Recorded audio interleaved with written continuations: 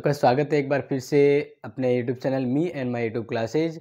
और ये वीडियो है अपना जो इससे जस्ट वाला आगे वाला पार्ट था, उसमें हमने पढ़ा था भारतीय संविधान की कुछ प्रमुख विशेषताओं के बारे में हम पढ़ रहे थे। तो ये जो विशेषता हैं हम उसको कंटिन्यू पढ़ रहे, तो इसका ये सेकंड पार्ट बन गया है। तो इस सेकंड पार्ट में हम भारतीय संविधान की विशेषताओं को एंड जो है इसको वहाँ पे पढ़ेंगे। तो आपको ध्यान रखना, इससे पहला वाला पार्ट है उसके बारे में मैंने बहुत अच्छे से और स्पेशली एग्ज़ाम को देखते हुए मैंने यहाँ पे पढ़ा है। तो आपको ध्यान रखना है कि अब जो यहाँ पे मैं आपको ये पढ़ा रहा हूँ वो एग्ज़ाम पर्पज़ पे ही है, एग्ज़ाम पर्पज़ पे है। तो ये आपको ध्यान रखना है, ठीक है ना, क्योंकि ये विशेषताओं से लेके प्रश्न आता रहता है। तो मैं इस वीडियो में बहुत ही डीपली और पूरे अच्छे से जो हम समझा रहे हैं, जैसे विशेषता है तो विशेषताओं के बारे में बहुत अच्छे से समझा रहा हूँ, ताकि दोबारा कभी आपको विशेषताओं का जो भी प्रश्न आ जाए तो उसका तुरंत ही और स्पष्ट सॉल्यूशन है वो आपको समझ में आ जाए। तो देखिए, हम जो पढ़ रहे थे लास्ट, जो मैंने आपको विशेषता बताई थी भारतीय संविधान की, वह है लचीले और कठोरता का समन्वय। भारतीय संविधान है वह लचीला भी है और कठोर भी है। तो ये क्यों? तो ये मैंने जस्ट वाले में बताया है विस्तार से, तो प्लीज़ थोड़ा समझ लीजिए शॉर्ट में कि भारतीय संविधान है उसमें संशोधन करने का जो तरीका है वह एकदम सिंपल भी है, और कुछ ऐसे संविधान में एक्ट है जिसको संशोधन करने का तरीका बहुत ही हार्ड है। तो इसलिए संशोधन जो इजी तरीके से किया जाता है जैसे ब्रिटेन की तरह, और हार्ड तरीका जो अपनाया जाता है जिससे भारतीय संविधान में संशोधन होता है वह अमेरिका की तरह। तो इन दोनों का समन्वय है वह भारतीय संविधान की एक अद्वितीय विशेषता है। आज हम पढ़ रहे हैं भारतीय संविधान की नेक्स्ट विशेषता है, वो हम यहाँ पे पढ़ेंगे। 8वीं विशेषता है जो भारतीय संविधान के बारे में एक विशेष महत्व यहाँ पे देती है, और इनका एक विशेष महत्व भी है। भारतीय संविधान की एक विशेषता है ये, तो ध्यान रखना है।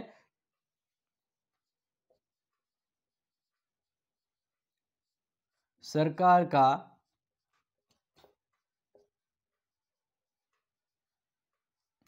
संसदीय रूप, सरकार का संसदीय रूप। तो ये ध्यान रखना विशेषता क्यों है।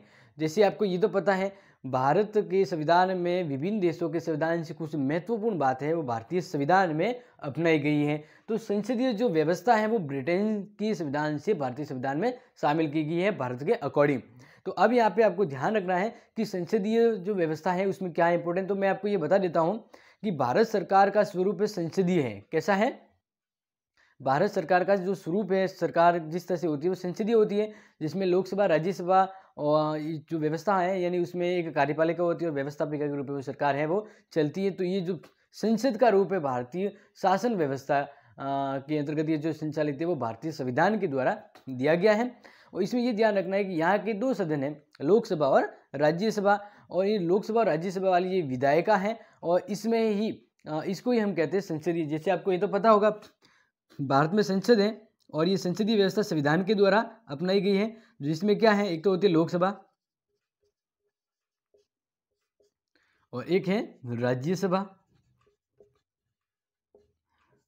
और इसके साथ ही इनके साथ मिल जाते हैं राष्ट्रपति। ये जो व्यवस्था है वह पूरी तरह से कहलाती है संसदीय व्यवस्था। क्या कहलाती है? यानी एक तरह से ये ध्यान रखना है कि जो मंत्री व्यवस्था है के तौर पे, यानी लोकसभा और राज्यसभा, इसमें एक कार्यपालिका होती है और व्यवस्थापिका, और ये सरकार को चलाते हैं। तो ये जो व्यवस्था है संसदीय व्यवस्था कहलाती है, और ये भारतीय संविधान में इसका वर्णन किया गया। तो इसी अकॉर्डिंग भारत का शासन यानी सरकार है वो चलती है। तो अब इसमें ये ध्यान रखना है कि जो कार्यपालिका होती है, ठीक है, लोकसभा या उनके जो सदस्यों से मिलकर बनती है, तो जो कार्यपालिका होती है वो व्यवस्थापिका के प्रति उत्तरदायी होती है, और ये एक महत्वपूर्ण गुण होता है जो संविधान के द्वारा संसदीय व्यवस्था में अपनाया गया है। तो ये ध्यान रखना है। इसके अलावा भारत में नाम मात्र की कार्यपालिका, अब इसमें एक और ध्यान रखना है कि जो कार्यपालिका होती है, एक तो क्या होती है कि इनके जो मंत्रिपरिषद होती है उनके द्वारा जो काम किया जाता है, तो वो तो होती है वास्तविक कार्यपालिका।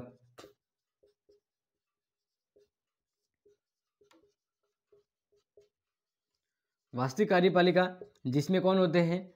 मंत्रिपरिषद प्लस पीएम होते हैं, ठीक है ना। ये होगी वास्तविक कार्यपालिका। और नाम मात्र की कार्यपालिका होती है, नाम मात्र की कार्यपालिका, वो होती है राष्ट्रपति। कौन होता है? राष्ट्रपति। लेकिन इस नाममात्रिक कार्यपालिका का वास्तविक कार्यपालिका शक्ति का प्रयोग कौन करती है? मंत्रिपरिषद और प्रधानमंत्री के द्वारा किया जाता है। तो ये व्यवस्था भारतीय संविधान के अंतर्गत इस तरह से वर्णित की गई है, तो ये इसमें ध्यान रखना है। अब देखो ये वैसे ध्यान रखना है कि भारतीय संविधान के संदर्भ में अगर ये पूछा जाएगा और किस तरह से हम समझे कि भारतीय जो शासन व्यवस्था है वो संसदीय शासन व्यवस्था है, तो ध्यान रखना है कि भारत का जो प्रमुख जो पद है, भारत का जो सबसे प्रमुख पद है, ये क्या है कि भारत का जो प्रथम नागरिक है वो राष्ट्रपति होता है और वह नाम मात्र का वास्तविक प्रधान होता है, जबकि मतलब नाम मात्र का कार्यपालिका प्रधान होता है, जो वास्तविक काम है वो कार्यपालिका करती है। तो इसलिए ध्यान रखना है कि इसमें एक संसदीय व्यवस्था में क्या होता है कि दलगत भावना, मतलब दल होते हैं, जैसे बहुत सारे दल होंगे, इनके बीच चुनाव होगा और जो पार्टी जीतेगी, ठीक है ना, जो पार्टी जीतती है वो बहुमत की सरकार बनाती है। इस तरह से ये संसदीय व्यवस्था के द्वारा सरकार है वो चुनी जाती है और जिसमें जो महत्वपूर्ण होता है वो लोकसभा होती है। और राज्यों में अगर यही व्यवस्था है, जैसे केंद्र में जो व्यवस्था की गई है इसी तरह राज्यों में भी व्यवस्था है, तो उसमें भी जो विधानसभा है वो प्रमुख होती है, जैसे केंद्र में लोकसभा होती है। तो ये भारतीय संसदीय व्यवस्था का रूप है, वह ब्रिटेन से ग्रहण किया गया और ये एक महत्वपूर्ण विशेषता है वो भारतीय संविधान की है।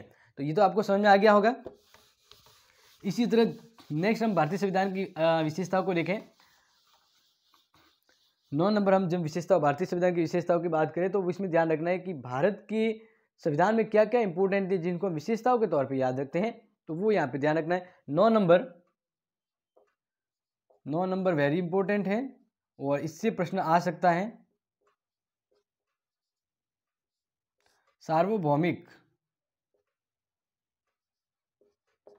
वयस्क मताधिकार।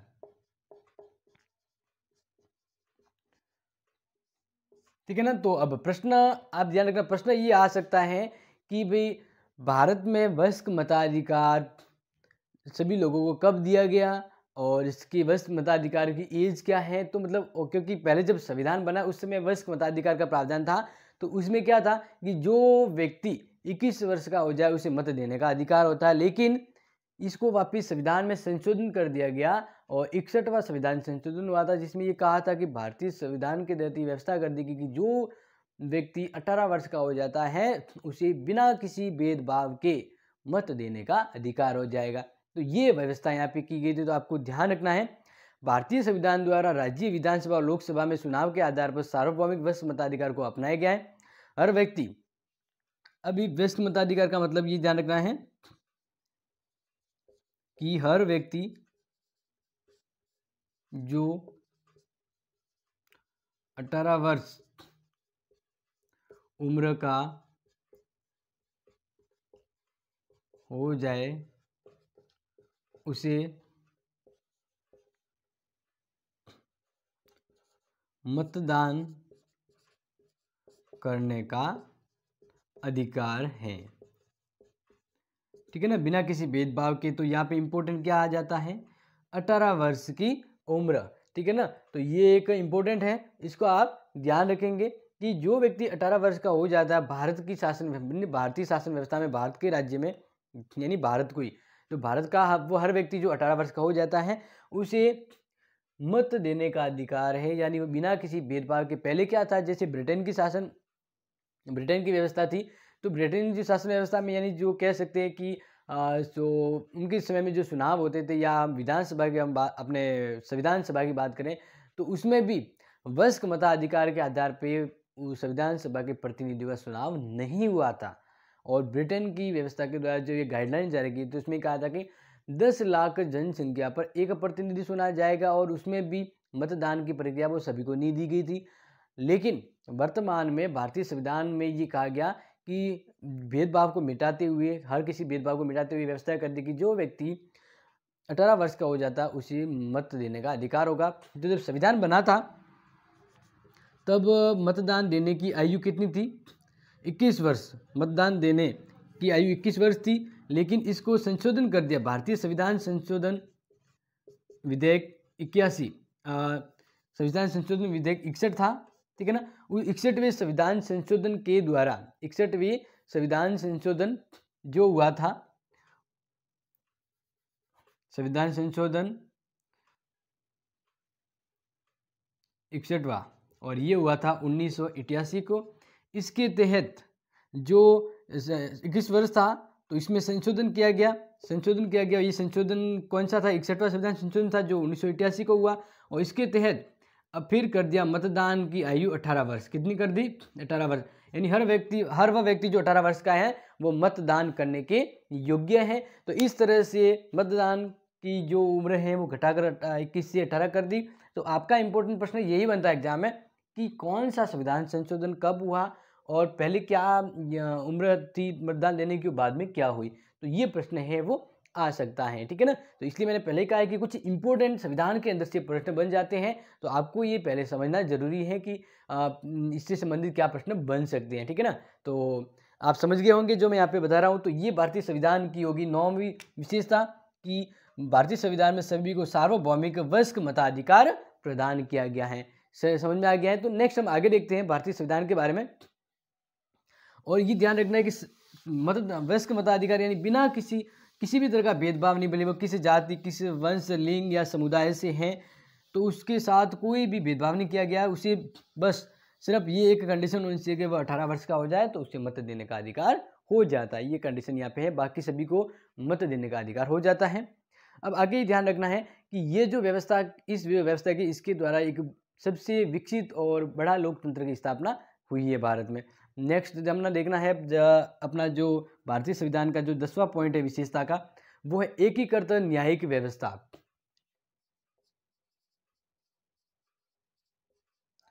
एकीकृत न्याय व्यवस्था। अब इसको ध्यान रखिए, ये वेरी इंपॉर्टेंट होने वाला है और अब इसको ध्यान से समझिए। एकीकृत न्याय व्यवस्था क्या है, तो वो आपको यहाँ पे समझना है क्योंकि इससे संबंधित प्रश्न आता रहता है। तो आपको ध्यान रखना है एकीकृत न्याय व्यवस्था क्या है। तो एकीकृत न्याय व्यवस्था में आपको ध्यान रखना है कि भारतीय संविधान एक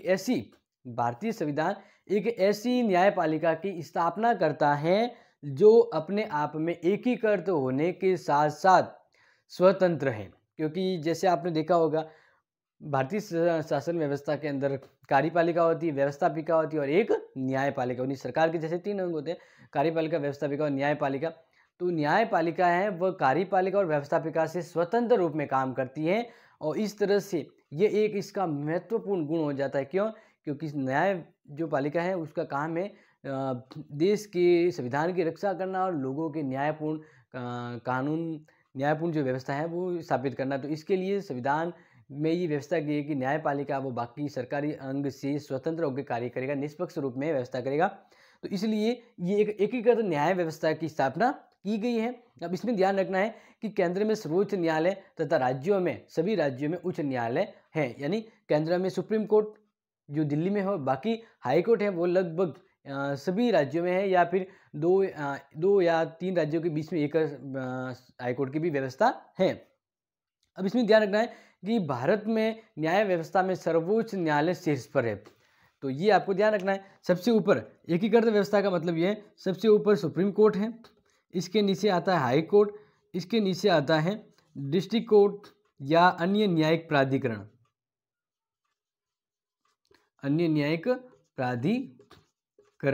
तो इस तरह से जो ये व्यवस्था है इसको हम देख सकते हैं। तो ये एक एकीकृत व्यवस्था है और इस तरह का एक न्यायिक व्यवस्था का ढांचा है वो तैयार होता है। और ये जो व्यवस्था है इसमें कंट्रोलिंग यानी सबसे ऊपर का होता है वो उच्चतम न्यायालय होता है जो एक पूरी न्याय व्यवस्था को एक व्यवस्थित करता है, एकीकृत व्यवस्था स्थापित करता है। तो इसलिए राज्य में उस न्यायालय के नीचे क्रमवार अधीनस्थ न्यायालय जैसे कि जिला न्यायालय व अन्य निचली अदालत है। तो राज्य में उस न्यायालय राज्य के शासन का तीसरा अंग है, लेकिन राज्य को उच्च न्यायालय के संबंध में अधिकार नहीं मिलते हैं क्योंकि उच्च न्यायालय का संगठन, न्यायों की नियुक्ति, क्षेत्राधिकार, न्यायाधीशों के अंतर, उच्च न्यायालय हस्तांतरण और न्यायाधीशों को पद मुक्त करना, उसकी जीवन भत्ते का अधिकार। तो ये सब व्यवस्था है वो संविधान के तहत न्यायपालिका के संदर्भ में की गई है। तो अब ये इम्पोर्टेंट हो गया, क्यों? क्योंकि भारत की न्याय व्यवस्था कैसे एकीकृत है जिसमें एक न्याय का एक पूरा ही अलग सिस्टम है और इसके जो कार्य करने वाले जो कैसे के न्यायाधीश है उनके अंदर जो जिस तरह से व्यवस्था होती है वह सब व्यवस्था है वह सरकारी जो षड्यंत्र या कह सकते सरकारी जो गतिविधि उनसे अलग है और स्वतंत्र रूप में भारतीय शासन व्यवस्था में कार्य करती है। तो ये एक इम्पोर्टेंट हो जाता है। और सुप्रीम कोर्ट है वह दिल्ली में, कहाँ पे है? दिल्ली में है, नई दिल्ली। और इसके अलावा ये हर राज्य में होता है या 2 राज्यों के बीच में भी होता है। और डिस्ट्रिक्ट कोर्ट तो वो हर डिस्ट्रिक्ट में उपलब्ध होता है। और इसके अलावा इसके डिस्ट्रिक्ट कोर्ट के अधीनस्थ यानी इसके अधीनस्थ और भी होते हैं, वो न्यायिक प्राधिकरण होते हैं। ठीक है ना। तो ये हो गई भारतीय शासन व्यवस्था की न्याय व्यवस्था। और भारतीय जो न्याय व्यवस्था है वह पूरी तरह से क्या है, स्वतंत्र है। तो स्वतंत्र रूप में कार्य करते हैं, निष्पक्ष रूप में कार्य करती है और देश के संविधान की और साथ ही साथ नागरिकों के मौलिक अधिकार की भी रक्षा करती है। तो ये एक इम्पोर्टेंट हो जाता है।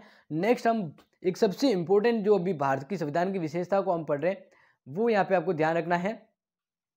और ये प्रश्न मुझे लग रहा है कि इसमें से आपके प्रश्न आने की संभावना है, तो वो आप यहाँ पे ध्यान रखेंगे कि क्या प्रश्न है वो बन सकता है, तो वो मैं आपको यहाँ पे बताऊंगा। क्योंकि नेक्स्ट जो विशेषता है वो है मौलिक अधिकार। क्या है, मौलिक अधिकार। और आप ध्यान रखना कि इससे प्रश्न बनता है, क्योंकि मौलिक अधिकार है वो भारतीय संविधान में किस देश से लिया गया ये आप सबको पता होगा। भारतीय संविधान में मौलिक अधिकार की जो विशेषता हम पढ़ रहे हैं वह किस देश की संविधान से हमारे देश में शामिल किया गया है, तो वो आप बता सकते हैं। हाँ बिल्कुल सही, मन में आ गया होगा क्या, अमेरिका। तो मौलिक अधिकार है वो भारतीय संविधान में शामिल किए गए। तो ये विशेषता, ये जो विचार है वो अमेरिका से प्रभावित है, तो वो आपको यहाँ पे ध्यान रखना है।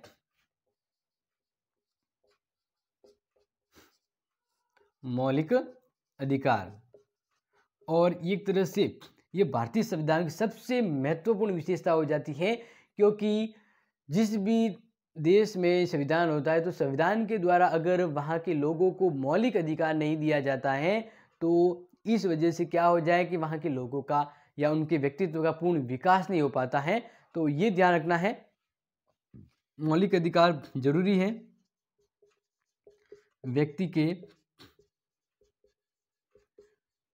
व्यक्तित्व के विकास, या हम कह सकते हैं सर्वांगीण विकास, सर्वांगीण विकास के लिए आवश्यक है। ठीक है, एक तो ये प्रश्न बन सकता है। दूसरा कि भाई मौलिक अधिकार है वो संविधान के किस भाग में वर्णित है, तो ध्यान रखना मौलिक अधिकार संविधान के भाग 3, और ये पूछ दे कि संविधान के कौन से अनुच्छेद के तहत है, संविधान के कौन से अनुच्छेद के तहत मूल अधिकारों का वर्णन किया गया है, तो वो आप ध्यान रखेंगे 12 से लेके 35 तक। भारतीय संविधान में 12 से लेके 35 तक जो अनुच्छेद है वह मूल अधिकारों से संबंधित है। ये जो अनुच्छेद है वह किससे संबंधित है, मूल अधिकार से। ठीक है ना, ये वेरी इंपॉर्टेंट है और इसको आपको ध्यान रखना है। और ये मैंने पहले ही बताया कि मौलिक अधिकार ये जो व्यवस्था है वो भारतीय संविधान में अपनाई गई है, तो किस देश से ये प्रभावित है, तो वो आपको ध्यान रखना। मौलिक अधिकार कहाँ से लिए गए हैं, अमेरिका से लिए गए, तो ये एक इंपॉर्टेंट हो जाता है। इसके अलावा अब ये प्रश्न पूछा जाता है कि भारतीय संविधान में मौलिक अधिकारों से जुड़े हुए कितने अनुच्छेद हैं, तो मौलिक अधिकारों से जुड़े टोटल जो अनुच्छेद हैं वह है 23 अनुच्छेद। कितने हैं, 23 अनुच्छेद हैं जो भारतीय संविधान में शामिल है, वो मूल अधिकारों से संबंधित है।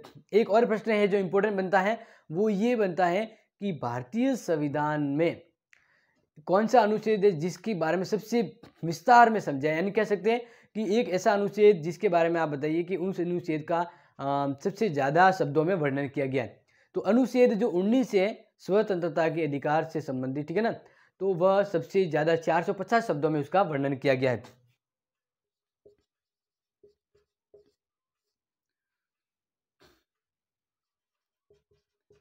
सबसे व्यापक अनुच्छेद है 19, जिसको संविधान में 450 शब्दों में वर्णित किया गया है।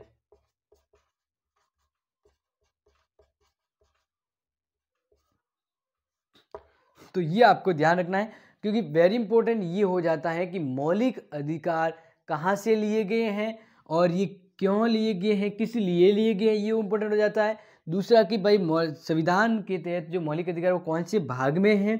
इसके अलावा अनुच्छेद 12 से 35 तक मौलिक अधिकारों का, मूल अधिकारों का वर्णन किया गया है, और टोटल कितने अनुच्छेद है इससे संबंधित, 23 अनुच्छेद है। नेक्स्ट इंपॉर्टेंट हो जाता है कि भारतीय संविधान में जितने भी अनुच्छेद है सब उसमें सबसे बड़ा व्यापक अनुच्छेद कौन सा है जिसको सबसे ज़्यादा शब्दों में भारतीय संविधान में वर्णित किया गया है? तो अनुच्छेद 19 है, ठीक है ना, स्वतंत्रता से संबंधित है और ये 750 शब्दों में इसको वर्णित किया गया। इसके अलावा संविधान के बारे में और ध्यान रखिए कि जब भारतीय संविधान बना तो भारतीय संविधान में उस समय टोटल 7 अधिकार थे। कितने अधिकार थे? 7 अधिकार दिए गए थे। जब संविधान बन गया था 26 नवंबर 1949 को, जब संविधान बना उस समय भारतीय संविधान के द्वारा व्यक्ति को 7 प्रकार के मौलिक अधिकार दिए थे। लेकिन यहाँ पे ध्यान रखना,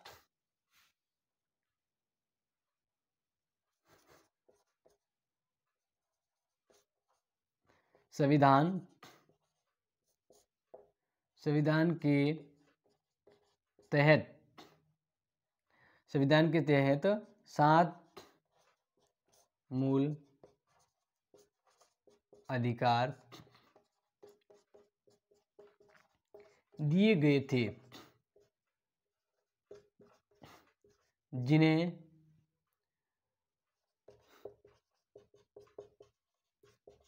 संशोधित किया।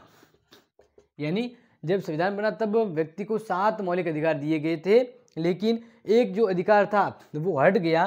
तो अब कितने, यानी जो हटा जो है वो मैं बता देता हूं कि जो भारतीय संविधान के द्वारा जो मौलिक अधिकार दिए गए थे उसमें जो एक अधिकार था संपत्ति का अधिकार। कौन सा अधिकार? आप सब ध्यान रखेंगे, संपत्ति का अधिकार। संपत्ति का अधिकार इसको हटा दिया गया है और आप इसको ध्यान रखेंगे। संपत्ति का अधिकार इसको हटा दिया गया है और इसको कब हटाया गया? तो ध्यान रखना, 44वें संविधान संशोधन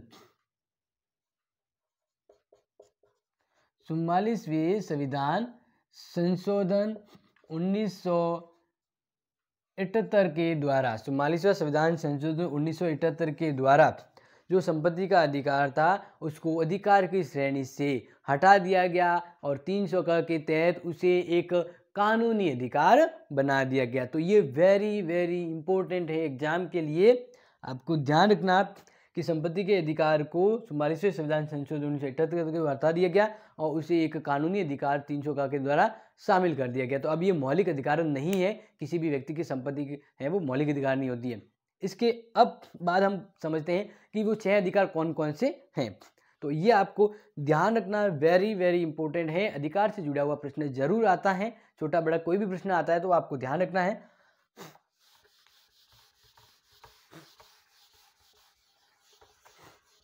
तो आगे अब देखिए कि कौन कौन से जो अधिकार हैं वो अब वर्तमान में भारत के नागरिकों को प्राप्त हैं। तो हम वही यहाँ पे देख रहे हैं।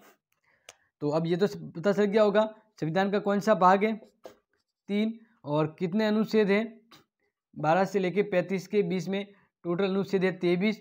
ये समझ में तो अभी जैसे बताया था पहले। तो अब ध्यान रखिए, तो टोटल हम शुरुआत करते हैं। सबसे पहला जो अधिकार है वह समानता का अधिकार। कौन सा अधिकार है? समानता का अधिकार, ठीक है।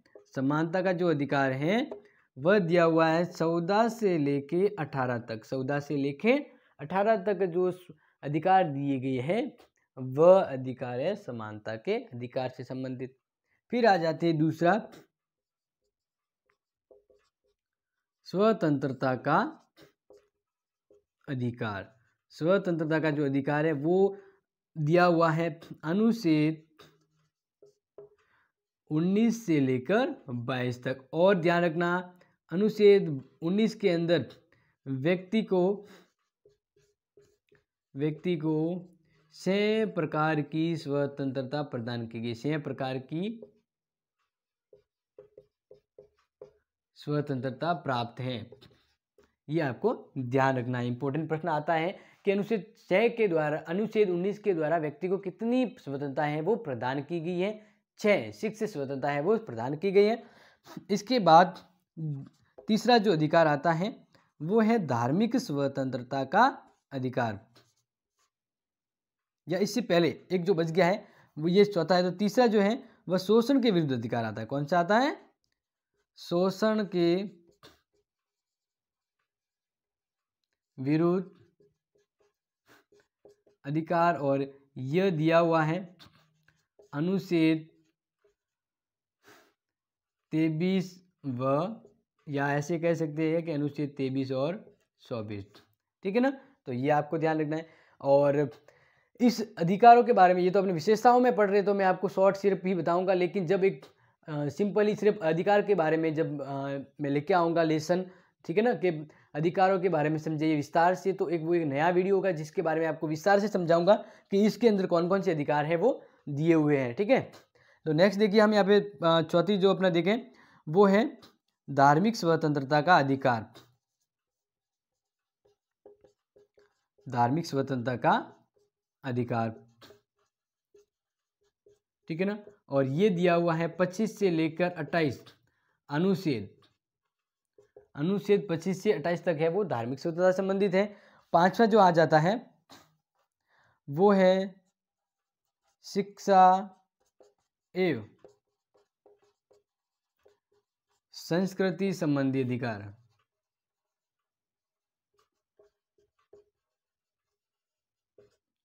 शिक्षा और संस्कृति संबंधी अधिकार है वह है 29 और 30 अनुच्छेद। कौन सा अनुच्छेद है? 29 और 30 अनुच्छेद है वो किससे संबंधित है? तो ध्यान रखना, शिक्षा व संस्कृति संबंधी जो अधिकार है वह अनुच्छेद 29 और 30, अनुच्छेद 29 और 30 है वो शिक्षा और संस्कृति संबंधित है। फिर नेक्स्ट जो सट्टा अधिकार है वह है संवैधानिक उपचारों का अधिकार।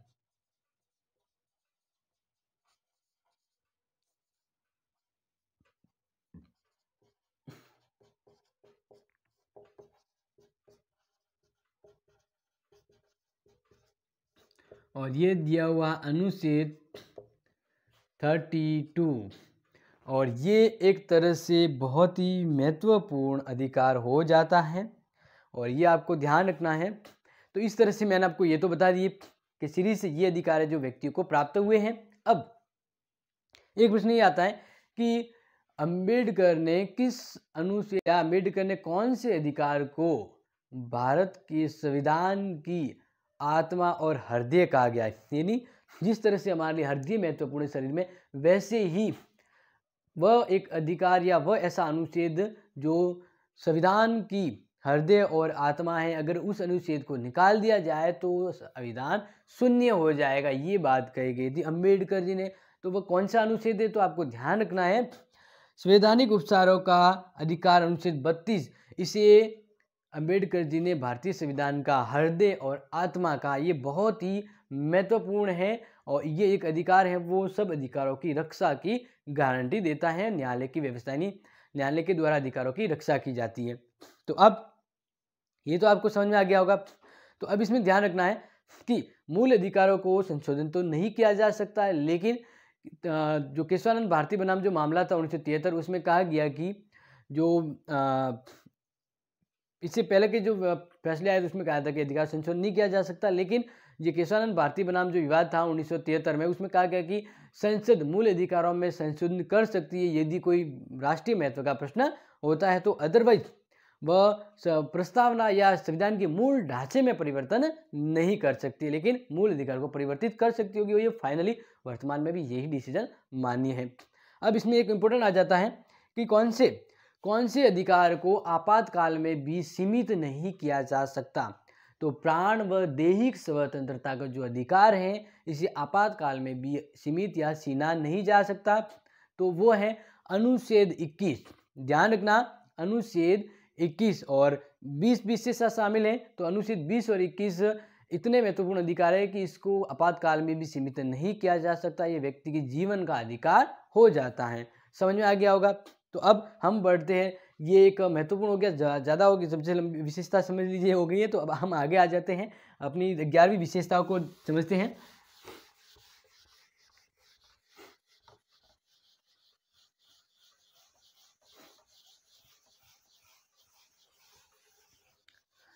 तो 11वीं विशेषता क्या है? तो उसमें समझ लीजिए मूल कर्तव्य। 11वीं जो विशेषता है वो है मूल कर्तव्य। और ध्यान रखना, एक जो इम्पोर्टेंट मैं बताना भूल गया कि मूल अधिकार है वो वाद योग्य है। तो वाद योग्य का मतलब होता है कि मूल अधिकारों के ऊपर कभी भी संकट आ जाए, यानी हमारे जो अधिकार हमें मिले, अगर वो कोई चिंता है या हनन होता है, तो हम अपने अधिकारों की रक्षा के लिए न्यायालय में शरण ले सकते हैं, न्यायालय की सहायता ले सकते हैं। तो इसलिए न्यायालय है, मतलब जो मूल अधिकार है वो वाद योग्य है, लेकिन मूल कर्तव्य है वो वाद योग्य नहीं है। मूल कर्तव्य एक तरह से वो है, जैसे मान लीजिए परिवार में आप रहते हैं, आपके जो कर्तव्य है तो आपको निभाना, जैसे बड़ों की आज्ञा का पालन करना, माता पिता की आज्ञा का पालन करना है, आपका जो कर्तव्य है उनको निभाना है। आप समाज में एक नैतिक आसन स्थापित करेंगे, ठीक है ना, तो ये आपके कर्तव्य हो जाते हैं। अगर आप इसको नहीं करते हो तो आपको कोई दंड या कह सकते हैं पुलिस या राज्य के द्वारा दंड नहीं दिया जाता है। तो इसी तरह मूल अधिकार, जो मूल कर्तव्य है, वो व्यक्ति के सर्वांगीण और नैतिक उन्नति के लिए संविधान के द्वारा या संविधान में इनको शामिल किया गया है। लेकिन अगर कोई व्यक्ति इच्छा से पालन नहीं करता है तो इसके लिए कोई दबाव नहीं है, लेकिन मूल कर्तव्य एक तरह से बहुत ही जरूरी है, क्योंकि मूल कर्तव्य अधिकार एक दूसरे के पूरक के रूप में है। अगर एक व्यक्ति अपने कर्तव्यों का पालन करेगा तभी दूसरे को वो अधिकार मिल जाते हैं। तो समझ में आ गया। जैसे नॉर्मली हम बात करें, हम बस में जा रहे हैं, हम क्या चाहते हैं, बस में जा रहे हैं, तो जब सीट खाली है फिर भी अगर हम किसी को सीट नहीं देते हैं तो ये क्या हो जाता है, भेदभाव हो जाता है, यानी समानता का उल्लंघन हो रहा है। उस व्यक्ति को वो अधिकार नहीं मिल रहा है। क्यों? क्योंकि हम अपना कर्तव्य नहीं निभा रहे हैं। मतलब खाली सीट है तो हमें हमारा कर्तव्य है कि उसको बैठा दें, लेकिन हम अपना कर्तव्य नहीं निभा रहे तो दूसरों को वो अधिकार के रूप में नहीं मिल रहा है। तो यही यहाँ पे बात आती है कि एक व्यक्ति के कर्तव्य दूसरे के अधिकार होते हैं, और दूसरे के अधिकार को तभी महत्व मिलेगा जब एक व्यक्ति कर्तव्यों का पालन करेगा। इसलिए अधिकार और कर्तव्य एक दूसरे से जुड़े हुए हैं। तो अब हम यहाँ पे आ जाते हैं मूल कर्तव्य, ठीक है ना। तो मूल कर्तव्य आपको ध्यान रखना है कि मूल कर्तव्य क्या है, ठीक है ना। तो ये तो मैंने आपको बता दिया।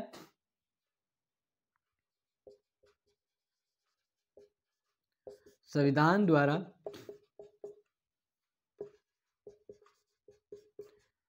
व्यक्ति की नैतिक उन्नति एवं राष्ट्रीय प्रतीकों के आदर-भाव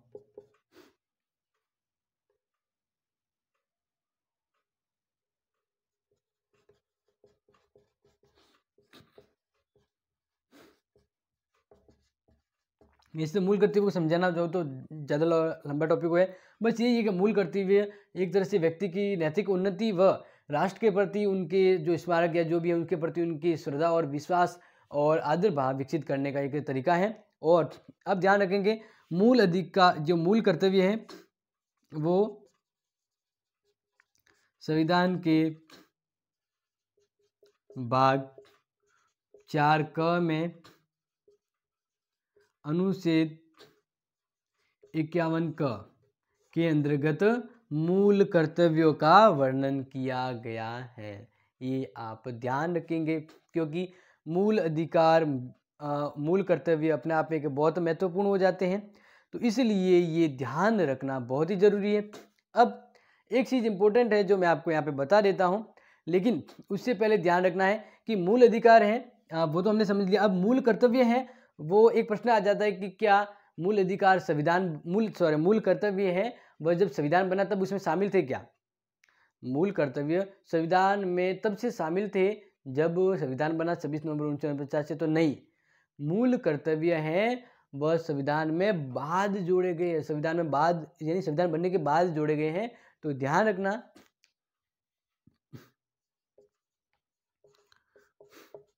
स्वर्ण सिंह समिति की अनुशंसा पर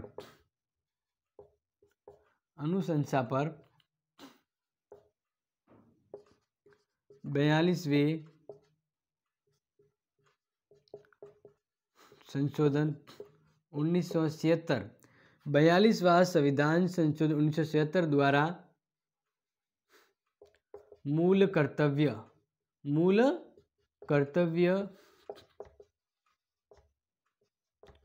संविधान में जोड़े गए हैं। सिंपल सा बस ये ध्यान रखना, चौधरी शरण सिंह समिति के अनुसार उनके फैसले या उनके प्रस्ताव के बाद ही या उनके एक समिति के द्वारा जो प्रस्ताव दिया गया उसके बाद ही मूल कर्तव्य हैं वह भारतीय संविधान में जोड़ा गया, यानी 42वां संविधान संशोधन 1976 के द्वारा मूल कर्तव्य भारतीय संविधान में जोड़े गए हैं। ये एक इम्पोर्टेंट तो ध्यान रखना है। अब एक इम्पोर्टेंट ये है कि एक और संविधान संशोधन हुआ था, संविधान संशोधन 86वें संशोधन हुआ था संविधान में, और ये हुआ था 2002। तो इन 2002 संविधान संशोधन का जो हुआ था, इस संशोधन ये मूल अधिकार से संबंधित था, मूल कर्तव्य से संबंधित था, और इसमें ये व्यवस्था कर दी गई कि ये, और इसमें जो जोड़ा गया था संशोधन किया वो उसमें जोड़ा गया 51 में जोड़ा गया, और उसमें ये व्यवस्था की गई कि जो नॉर्मली जो बच्चे ये कह सकते हैं कि 6 से 14 वर्ष की उम्र के बालकों को शिक्षा प्रदान करवाना है।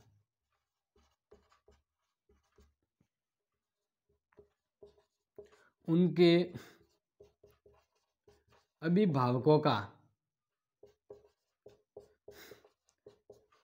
कर्तव्य है। क्या है? कर्तव्य है। तो ये इम्पोर्टेंट हो जाता है और इसको ध्यान रखना है। क्यों? क्योंकि ये एक तरह से कर्तव्य बन जाए थे जब 6 से 14 वर्ष से बालकों को छात्रों को शिक्षा प्रदान करना उनके अभिभावकों का कर्तव्य है। अगर ये कर्तव्य निभाएंगे तभी उन बच्चों को संविधान का अनुच्छेद 21 क कहता है कि बच्चों को, यानी जो 6 से 14 वर्ष तक के बच्चे हैं, उन्हें शिक्षा प्राप्त करने का अधिकार है। लेकिन जब अभिभावक अपना कर्तव्य का पालन करेंगे, यानी उनका कर्तव्य क्या है कि 6 से 14 वर्ष के बच्चों को विशेष रूप से शिक्षा है वो प्रदान करवाए, प्राथमिक शिक्षा। तो ये जब अभिभावक अपने कर्तव्य का पालन करेंगे तब उन बच्चों को, छात्रों को अधिकार मिल जाता है। तो इस तरह से ये अपने से मूल कर्तव्य जिनके बारे में हमने यहाँ पे चर्चा की है।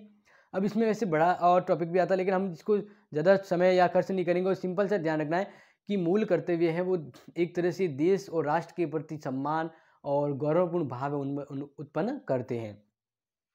तो ये हमने पढ़ लिया मूल कर्तव्य के बारे में। और ध्यान रखना, एक इंपॉर्टेंट यहाँ पे बता देता हूँ, ये 11वां कर्तव्य है, ये 11वां कर्तव्य है जो जोड़ा गया। अब कोई प्रश्न आ सकता है कि पहले क्या थे, 42वें संविधान संशोधन हुआ था, उसमें मूल कर्तव्य जोड़े गए थे 10 थे। कितने? 10 कर्तव्य थे। कितने थे? 10।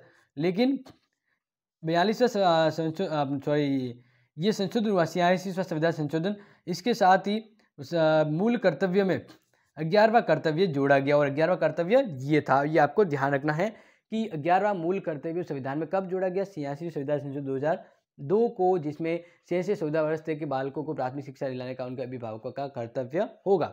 तो इस तरह से ये महत्वपूर्ण एक प्रश्न हो जाता है जिनके आपको ध्यान रखना है, वेरी इंपॉर्टेंट है। नेक्स्ट यहाँ पे देखिए, अपन बात कर रहे हैं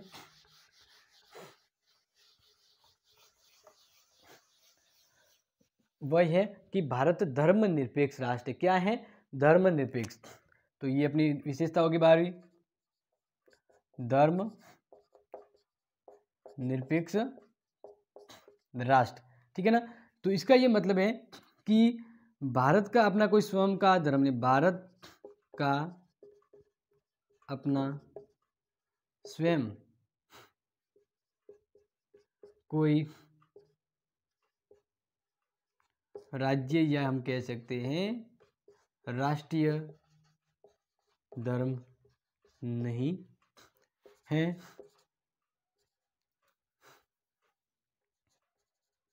तथा सभी धर्मों के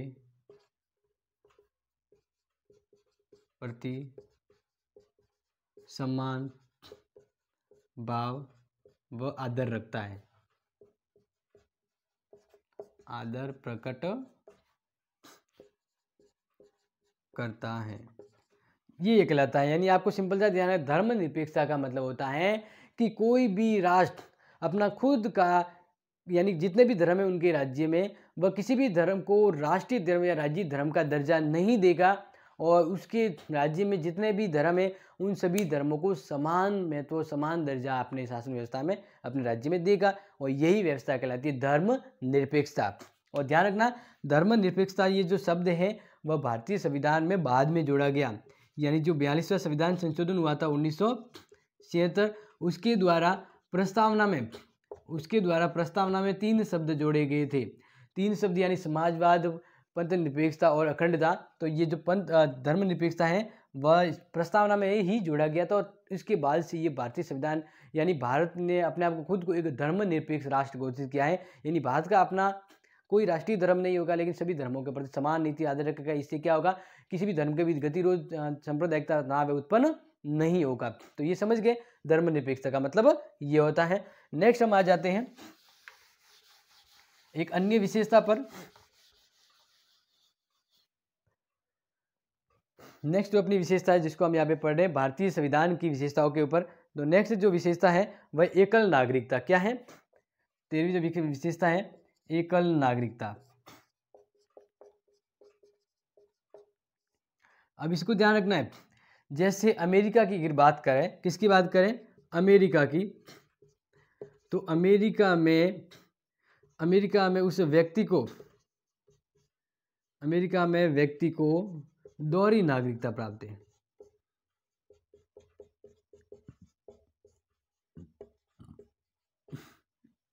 ठीक है, अमेरिका में व्यक्ति को दोहरी नागरिकता प्राप्त है, मतलब एक तो वो अमेरिका का व्यक्ति है उस नाते, दूसरा अमेरिका है वह राज्यों में विभक्त है, 50 राज्यों में विभक्त है।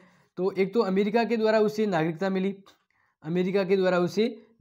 मिल जाती है, दूसरा वह जिस राज्य में रह रहा है उस राज्य के द्वारा भी उसे नागरिकता मिलती है।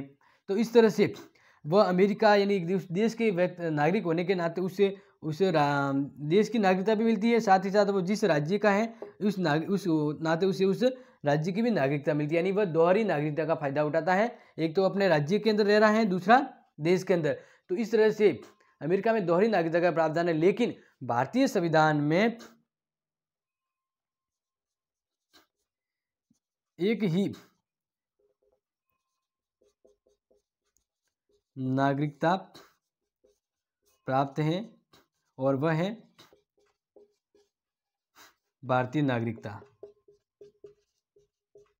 यानी भारत में अलग अलग तरह का जैसे भाषावाद, क्षेत्रवाद या अलगाववाद, बहुत सारी ऐसी विभिन्न समस्याएं पैदा हो जाती थी। तो इसके आधार पे, किसी क्षेत्र के आधार पे उसे नागरिकता न देकर उसे एक भारत के नागरिक होने के नाते उसे एक ही नागरिकता प्राप्त की गई है, एक ही नागरिकता उसे दी गई है, जिससे क्या राष्ट्र में एकता है वो बनी रहे। इसलिए भारतीय संविधान ने ये सोच समझकर बहुत ही अच्छा काम किया है कि लोगों को एक अलग अलग राज्य स्थान पर या अलग अलग क्षेत्र में रह रहे हैं, फिर भी उसे भारत का नागरिक होने के नाते एक ही नागरिकता दी गई है, भले वो किसी भी राज्य में रह रहे हैं। तो इसलिए ये भारतीय संविधान की विशेषता होती है एकल नागरिकता। ठीक है ना, जैसे अमेरिका में दोहरी है, लेकिन भारत में ये एक अलग तरह का सिस्टम अपनाया गया है, एकल नागरिकता। ये आपको समझ में आ गया होगा। फिर नेक्स्ट हम देखें,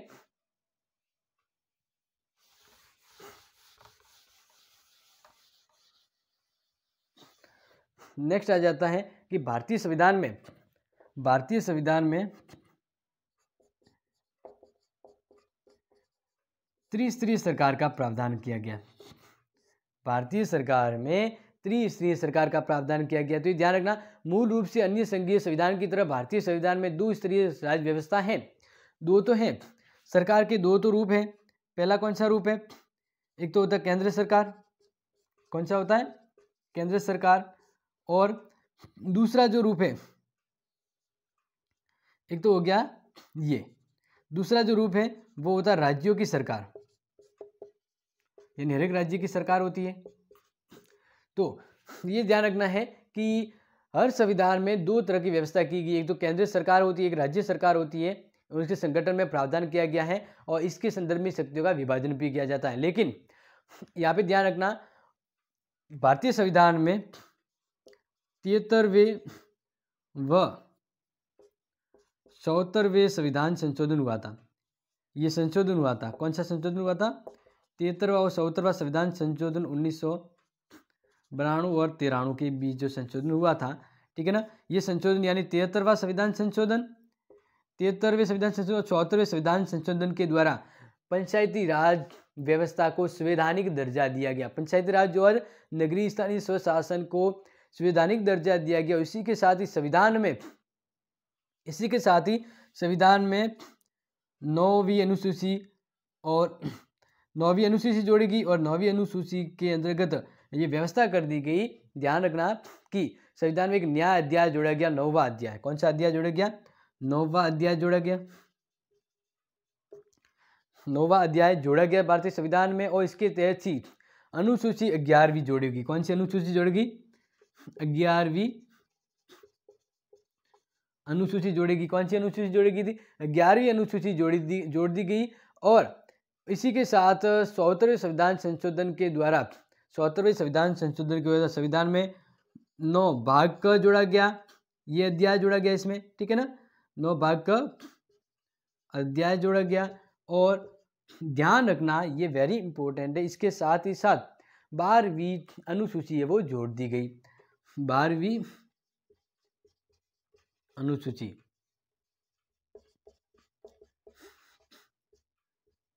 तो इस तरह से ये महत्वपूर्ण प्रश्न यहाँ पे बन जाता है कि त्रिस्तरीय सरकार का प्रावधान किया गया जब संविधान का संशोधन हुआ 73वां संशोधन 1992-93 के बीच, तब स्थानीय पंचायती राज शासन को, ये जो 73वां संविधान संशोधन है वह है पंचायती राज,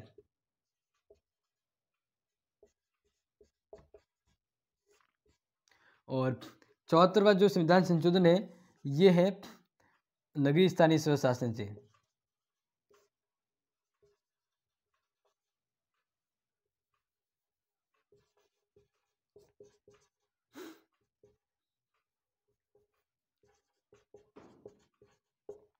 तो इस तरह से इसमें फिर पंचायती राज से जोड़ा गया जो अध्याय नया जोड़ा गया वो 9वां अध्याय जोड़ा गया, जिसमें 11वीं अनुसूची जोड़ी दी गई, ठीक है ना।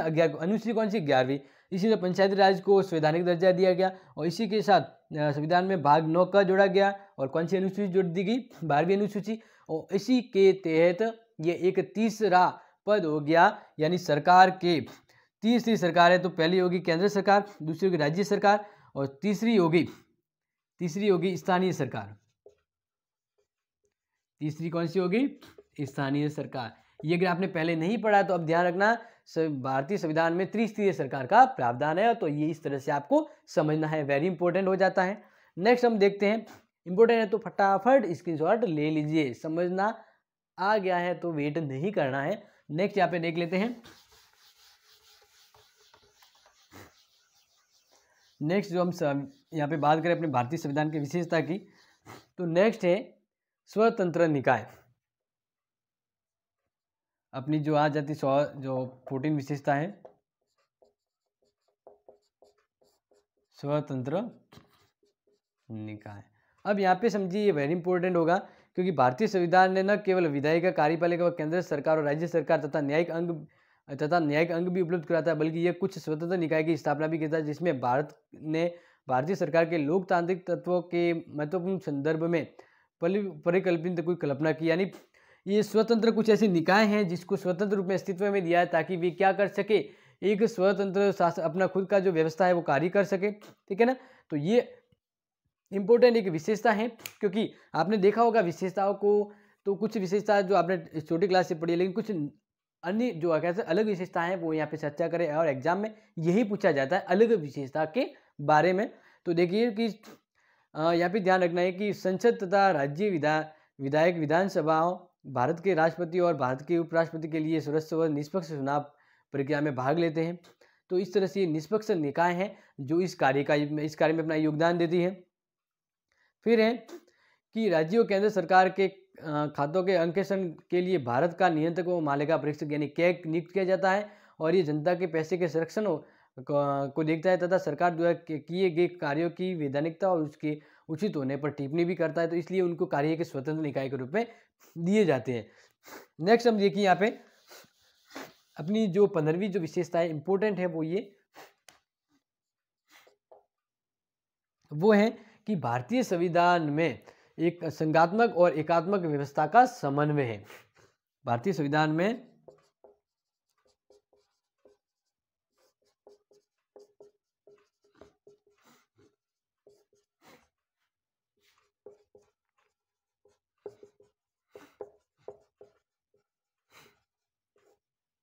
तो देखिए यहाँ पे ध्यान रखना है, संघात्मक व्यवस्था का सबसे अच्छा उदाहरण तो है अमेरिका। कहाँ पे है? अमेरिका में, ठीक है। और एकात्मकता का जो उदाहरण है वो अन्य, जैसे हम बात करें जैसे लगभग जैसे ब्रिटेन की बात है,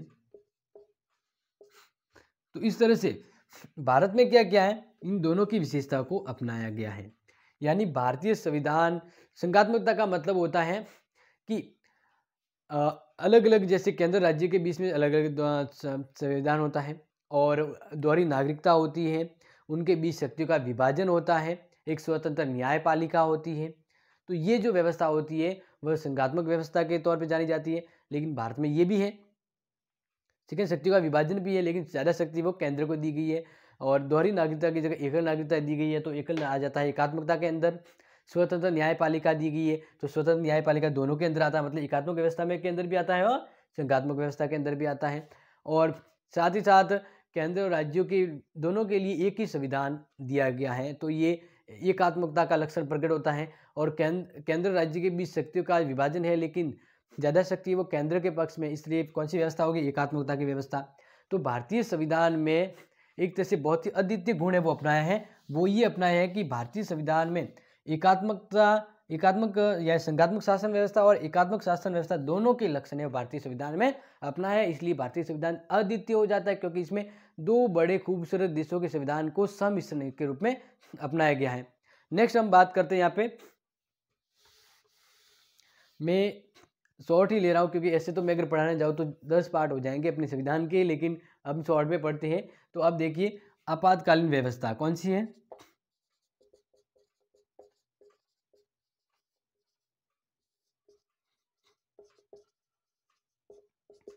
आपातकालीन व्यवस्था ये वेरी इंपॉर्टेंट है, तो ध्यान रखना है कि आपातकाल स्थिति में प्रभावशाली ढंग से, यानी आपातकाल जब लगता है तो उसको बहुत अच्छे ढंग से निपटने के लिए भारतीय संविधान में राष्ट्रपति के लिए वृहद आपातकालीन प्रावधानों की व्यवस्था की गई है। और इन प्रावधानों को संविधान में शामिल करने का उद्देश्य देश की संप्रभुता, एकता, अखंडता और सुरक्षा, संविधान व देश के लोकतांत्रिक ढांचों को सुरक्षा प्रदान करना।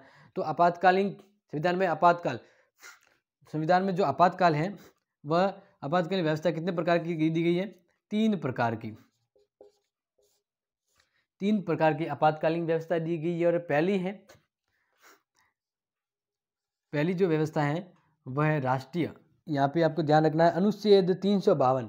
कौन सा अनुच्छेद, राष्ट्रीय आपातकाल जो है मतलब है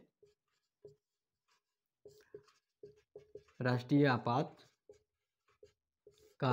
और यह कौन सा अनुच्छेद के 352, अनुच्छेद 352 के तहत राष्ट्रपति है ये लगाता है। और यह आपातकाल कब लगता है, तो आपको ध्यान रखना है जब युद्ध, आक्रमण या शस्त्र विद्रोह के द्वारा देश में समस्या उत्पन्न हो जाए या आपातकाल लग जाए, तो राष्ट्रीय आपातकाल की घोषणा है वो की जाती है राष्ट्रपति के द्वारा अनुच्छेद 352 के तहत। देश में आंतरिक रूप में अशांति हो जाती है, यानी शस्त्र विद्रोह हो जाता है। तो फिर दूसरा जो है, आपातकाल 3 प्रकार के, तो दूसरा है वो आपको ध्यान रखना है राज्यों में आपातकाल। ये तो राष्ट्र के रूप में पूरा होता है। अब है राज्यों में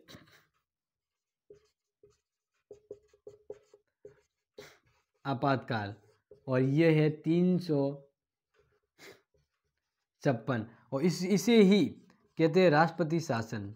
प्रश्न आ सकता है कि राष्ट्रपति शासन कौन से अनुच्छेद के लगता है, तो अनुच्छेद आप ध्यान रखेंगे, अनुच्छेद 356 के तहत राज्यों में राष्ट्रपति शासन लागू होता है। यानी किसी राज्य की, वहाँ की जो शासन व्यवस्था है, राज्य सरकार है, वो संविधान के अकॉर्डिंग नहीं चलती है, तो वहाँ का उस राज्य का जो राज्यपाल होता है वो संविधान को एक मतलब जानकारी देता है या कहता है कि यहाँ की जो राज्य की जो व्यवस्था है वो संविधान के अकॉर्डिंग नहीं चल रही है, तो वह राष्ट्रपति से राष्ट्रपति शासन या कह सकते हैं राज्यों में आपातकालीन शासन लगाने की अनुशंसा करता है।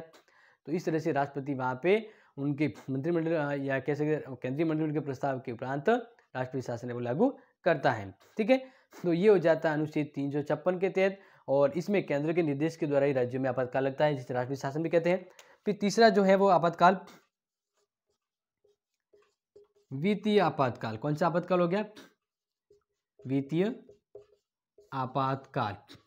ठीक है, और यह कौन सी धारा के, कौन से अनुच्छेद के तहत लगता है, तो 360 के तहत देश में वित्तीय आपातकाल लगाया जा सकता है। मतलब देश में आपात यानी वित्तीय पैसे की प्रॉब्लम आ जाए, अचानक से देश की अर्थव्यवस्था है वो महंग यानी कह सकते हैं कि घाटे में चली जाए या पूरी तरह से वित्तीय संक्रमण आ जाए, तो भारत में वित्तीय आपातकाल लगाया जाता है। यानी केंद्रीय स्तर पर वह अपने संसाधनों का महत्व बहुत ही मितव्ययी और सही तरह से यूज करते हुए केंद्र राज्य के कर्मचारियों की कटौती भी कर सकता है और राष्ट्र हित में ऐसा कर भी सकता है। तो ये वित्तीय आपातकाल है।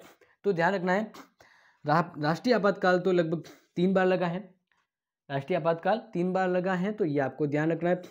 1975, उससे पहले 1962, फिर ध्यान रखना है 1999 के आसपास। तो ये लगभग मुझे थोड़ा कन्फ्यूज होता है। फिर भी ध्यान रखना कि ये 3 तरह से लगा है और राज्य में आपातकाल को बहुत बार लगा है, ठीक है ना। सबसे पहले आपातकाल है वो पंजाब में, जो राज्य आपातकाल की व्यवस्था है तो सबसे पहले राज्य में, और सबसे ज़्यादा बार जो है आपातकाल वो भी पंजाब में लगा है, पंजाब में, ठीक है ना। और सबसे लंबा किस में लगा है वो थोड़ा कन्फ्यूजन है। और इस तरह से ध्यान रखना, भारतीय शासन व्यवस्था के द्वारा यानी संविधान के द्वारा देश में अचानक कोई आपदा आ जाए तो इसको निपटने के लिए ये आपातकाल की व्यवस्था की गई। और ये आपातकाल की जो व्यवस्था है, ठीक है ना, वो कौन से देश से अपनाई गई इस तरह की व्यवस्था? तो जर्मनी से ये व्यवस्था अपनाई गई है। ये ध्यान रखना है, वेरी इंपॉर्टेंट है। और इसके द्वारा क्या होता है, जब भी ये व्यवस्था या आपातकाल लगता है तो जैसे राष्ट्रीय आपातकाल लगता है तो उस केंद्र सरकार है वो वहाँ उसकी जो राष्ट्रीय यानी राष्ट्रपति उसके प्रभाव नियंत्रण में जो है देश की व्यवस्था आ जाती है। किसी राज्य में जब आपातकाल लगता है तो वहाँ की राज्य सरकार है वो उसका जो अस्तित्व समाप्त हो जाता है। पूरा दारोमदार है शासन व्यवस्था है वो केंद्र के द्वारा राष्ट्रपति नियंत्रित रखता है। और वित्तीय आपातकाल में भी लगभग यही होता है। तो इस तरह से ये जो थी वो हमने पढ़ी है भारतीय संविधान की विशेषताएं। और ये इतना बड़ा वीडियो क्यों होता है तो मैं आपको बता दूं, क्योंकि मैंने हर एक विशेषता के बारे में आपको अच्छे से समझा है। कि अगर आपने ये वीडियो देख लिया भारतीय संविधान की विशेषता हो तो इससे बाहर एक भी क्वेश्चन आपके नहीं जाएगा।